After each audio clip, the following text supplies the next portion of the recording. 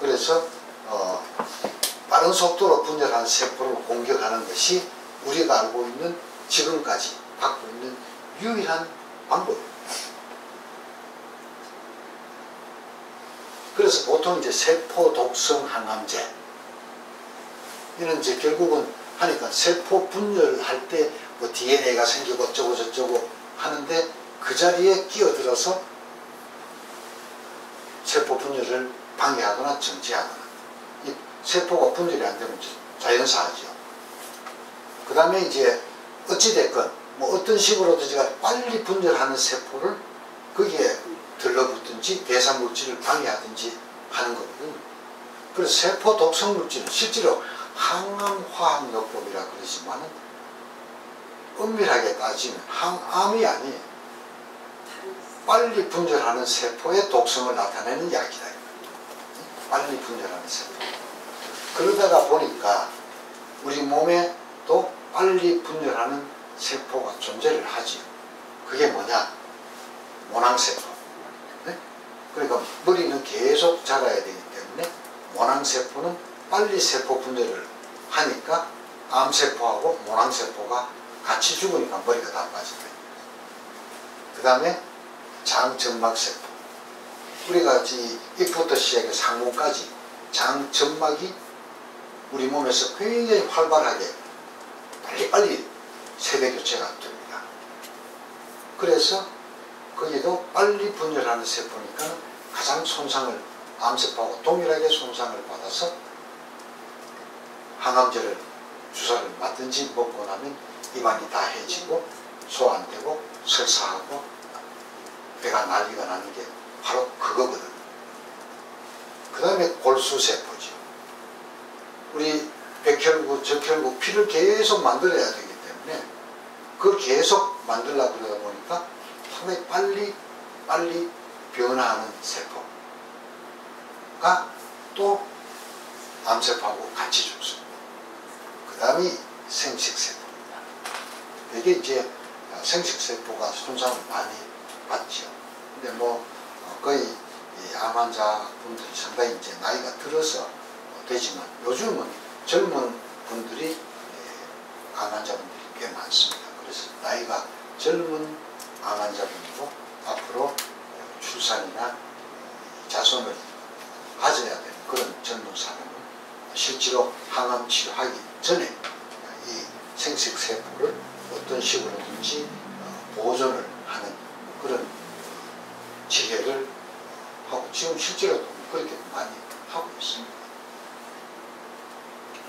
그래서 아까 말씀드린 대로 항암제는 빨리 분열하는 세포를 죽이는 약이지 암세포를 죽이는 약이 아니고 그래서 부작용도 그만큼 심하다. 그럼 어떻게 해서 그걸 하느냐? 이게 이제 정상세포인데 이제 똑같습니다. 이렇게 정상세포 있고 암세포 이렇게 있으면 되게 이제 처음에는 정상세포가 암세포보다 그래도 정상세포는 아까도 말씀드렸지 암세포는 급하게 막 하기 때문에 세포 분열만 막 했기 때문에 뭔가 허술해요. 뭔가 가령 집도 빌딩도 차근차근 철근 넣어서 이렇게 지으면 그 집은 튼튼하지. 난림공사에서 빨리 막 짓고 또 짓고 이러면 그 집은 허술하지. 지진이 확 나면 잘 지어지면 한 휘청하고 말지만 잘못 지어지면 폭삭 내려앉지. 바로 이제 그 차이거든요.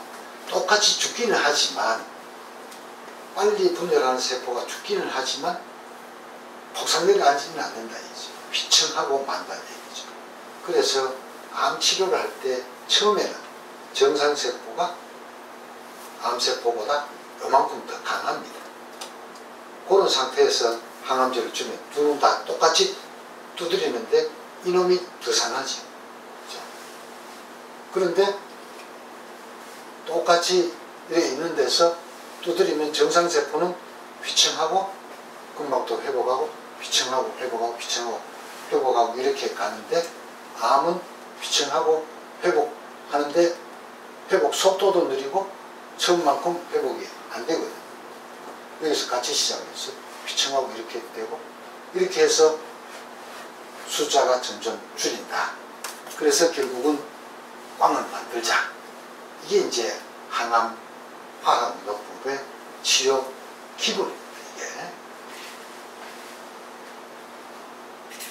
그래서 뭐 항암제 종류는 이렇게 주르륵 많습니다. 수도 없이 많고. 그런데 조금 암 종류에 따라서 듣는 게 조금 차이가 있고 그렇지만 대동소이합니다. 단지 작용하는 포인트가 조금씩 다릅니다. 그러니까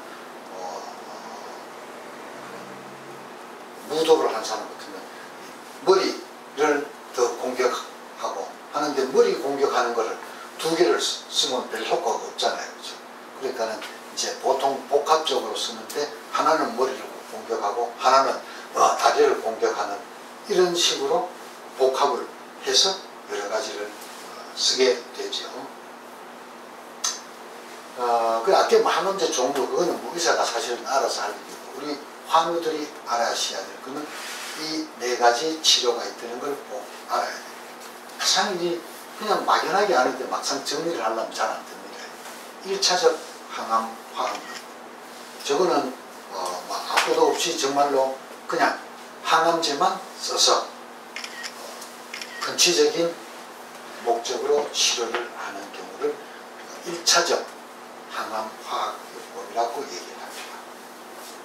저거는 거의 대부분 다 백혈병 일대 백혈병 내지는 저런 식으로 1차적 항암 화학요법에 민감한 암들은 많지 않습니다. 백혈병, 인파, 극히 일부의 고형암이 해당이 되고 대부분의 이 보조적 항암 화학요법입니다. 보조적 항암 화학요법은 치료의 목적은 근치 목적입니다. 근치 목적으로 국소적 재발 치료 후에 이게 수술이죠. 수술해서 암 원발 부위를 없애고 재발 방지를 위해서 시행되는 화학요법이 보조적 항암 화학요법이고 거의 70%의 환우분들이 처음 시작은 여기에서 시작을 합니다. 이제 암이 그러면 수술로 암 다 없앴는데 암이 남아있지도 않는데 왜 항암제를 써야 되느냐 하는지 의문이 생기죠. 그런데 불행하게도 우리가 그만큼 모른다는 거예요. 그러니까 암이 의학적으로 암이라고 진단을 하려면 작은 콩알만 해야 됩니다. 직경이 거의 한 0.78, 1큐빅센치. 그러니까 작은 콩알 정도의 암이 되어야만 우리가 그걸 암이라고 인식을 할 수가 있습니다. CT 검사, 폐 검사, 혈액 검사, 유전자 검사, 오만 검사를 다 해도 암이 깨알 만한 암이 우리 몸에 머리부터 발끝까지 쫙 깔려 있어도 우리는 알 재주가 없습니다. 그런데 작은 콩알만 하면 그 안에 있는 암세포가 10억 개입니다. 우리가 진단을 할 수 있는 가장 그게 이제 우리가 가장 얘기하는 조기암 하면 3년 내지 5년 묵은 암을 우리는 조기암이라고 하죠. 그렇기 때문에 그 3년 5년 동안 있는 동안에 암이 그 깽단이 무슨 일을 해놨는지 모른다 이 말이죠. 멀리다가 혹은 가까이에 씨를 얼마나 많이 뿌려놨는지 모른다.